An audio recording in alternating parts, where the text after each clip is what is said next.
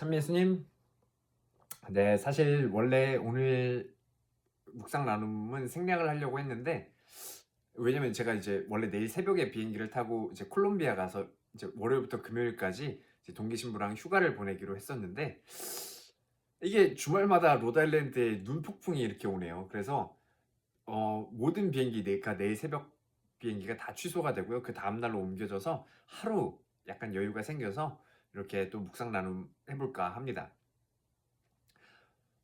여러분들이 사순시기를 시작하면서 제일 수요일 날 가서 이제 제를 바르셨는지 이제 궁금하네요.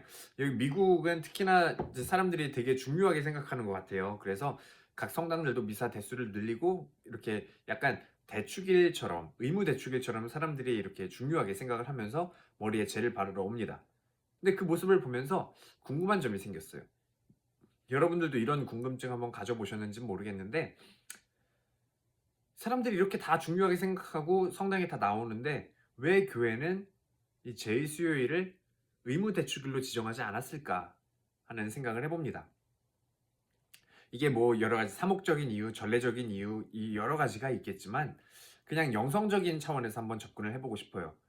이 제를 바른다는 것이 우리가 회개하는 그런 마음을 외적으로 드러내는 표지라고 했을 때 이 회개라는 것을 강요할 수 없다. 회개라는 것을 의무로서 강요할 수 없다는 그러한 의미를 내포하는 게 아닐까 묵상을 해봅니다.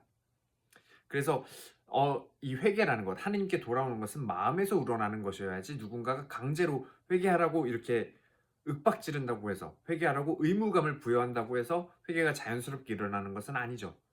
그래서 이 제일수요일뿐만이 아니라 우리 사순시기의 여정 역시 어떤 이게 교회 법적인 문제 이렇게 해서 의무감을 지어주고 이렇게 하지 않으면 죄고 이렇게 하지 않으면 죄가 아니고 하는 그런 법적인 문제가 아니라 이 사순시기의 여정은 하느님과 나의 관계의 문제라는 것을 우리가 늘 생각해야 될 것 같아요. 이게 그냥 단순히 사순시기의 여정뿐만 아니라 더 넓게 생각하면 우리의 신앙생활 자체가 마찬가지죠. 이렇게 하면 죄가 되고 이렇게 하면 죄가 되지 않고 해서 우리가 하느님의 벌을 피하는 그런 문제가 우리의 신앙이 아니라 내가 어떻게 하면 하느님과 더 가까워질 수 있을지, 어떻게 하면 하느님 마음에 들 수 있는, 하느님 마음에 드는 자녀로 거듭날 수 있는지를 늘 고민하면서 살아가는 것이 우리의 신앙생활이죠.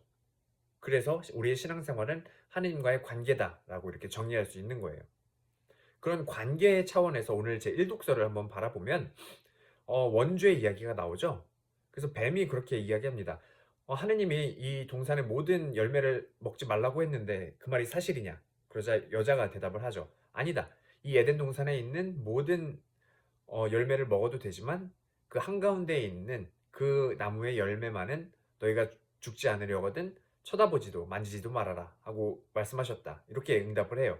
그런데 사실 이 대화 자체에서 이미 관계가 왜곡되었다는 것을 우리가 알 수 있어요. 왜냐하면 원래 하느님과 인간의 관계는 사랑에 기반한, 사랑에 기초한 그러한 관계였습니다. 그런데 이 뱀과의 대화를 통해서 그 관계가 이렇게 하면 되고 이렇게 하면 안 되고 하는 허용과 불가를 논하는, 죄와 유죄를 논하는 그 법적인 관계로 이미 축소되어 버렸다는 거죠. 그래서 사랑의 관계가 이미 법적인 관계로 왜곡되어 버렸음을 이렇게 우리는 이 대화를 통해서 바라볼 수 있습니다. 그래서 이 관계라는 것이 우리 신앙생활의 중요한 핵심 키워드가 되지 않을까 싶어요. 그래서 이 오늘 복음 역시도 관계에 기초해서 관계라는 그런 핵심 키워드를 가지고 바라보면 또 다른 의미로 우리에게 다가옵니다. 이 예수님의 세 가지 유혹을 전해주고 있는데 그 유혹의 내용보다 어떻게 이 유혹자가 예수님께 다가오는지를 한번 바라보고 싶어요. 이 유혹자는 이러한 조건을 붙입니다. 당신이 하느님의 아들이라면, 그래서 이렇게 이야기를 하죠. 당신이 하느님의 아들이라면 이 돌들더러 빵이 되보라고 하시오. 당신이 하느님의 아들이라면 이 높은 곳에서 뛰어내려 보시오.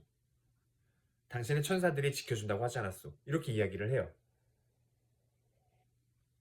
그리고 이렇게 조건을 붙이면서 하느님과의 관계에 기초해서 또 유혹을 하는 것이 예수님의 그 마지막 유혹에서 또 나옵니다. 이 마지막 유혹이라는 것은 이 세 가지 유혹의 마지막이 아니라 십자가 위에 달리셨을 때 그때 그 마지막 유혹을 이야기를 하는 거예요. 십자가에 달렸을 때 사람들의 입을 통해서 이런 유혹이 다가옵니다. 당신이 하느님의 아들이라면 그 십자가에서 내려와 보시오. 당신 자신이나 구해보시오. 하고 그렇게 유혹이 다가오죠. 그래서 이 모든 유혹들은 하느님과의 관계를 왜곡시키려는 그러한 노력이 아닐까 싶어요.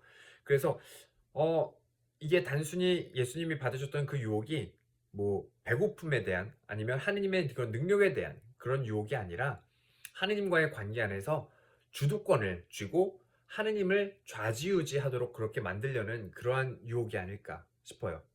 그리고 이러한 유혹은 우리의 기도 안에서도 종종 나타나게 되죠. 우리가 기도를 하면서 내가 주도권을 쥐고 나의 기도에 하느님을 맞추는 아니면 나의 기도에 하느님이 움직이도록 만들려는 어떤 그러한 노력이 이런 유혹자가 우리에게 다가오는 방식이 아닐까 싶습니다. 그런데 예수님께서 그것을 어떻게 극복하시는지를 우리가 잘 보고 배워야 할 것 같아요. 예수님께서는 그 뭐 어떤 배고픔에 대해서 논하시는 것도 아니고 하느님의 능력에 대해서 논하시는 것도 아니에요. 당신의 능력에 대해서 어필하는 것도 아닙니다. 그저 그 하느님에 대한 신뢰를 드러내는 것으로 그냥 일단락해요. 빵만으로 사는 것이 아니라 하느님의 입에서 나오는 모든 말씀으로 산다. 주 너의 하느님을 시험하지 마라. 그리고 겟세마니에서 예수님께서 고뇌하실 때 그렇게 말씀하시죠. 이 잔이 하실 수 있으면 이 잔이 비켜가게 해주십시오. 그러나 제 뜻대로 마시고 아버지 뜻대로 하십시오. 하고 그렇게 기도를 합니다. 그래서 모든 것을 하느님께 내어 맡기는 그러한 모습으로 이 모든 유혹들을 다 극복해 나가시는 그러한 본보기를 보여주시는 거죠.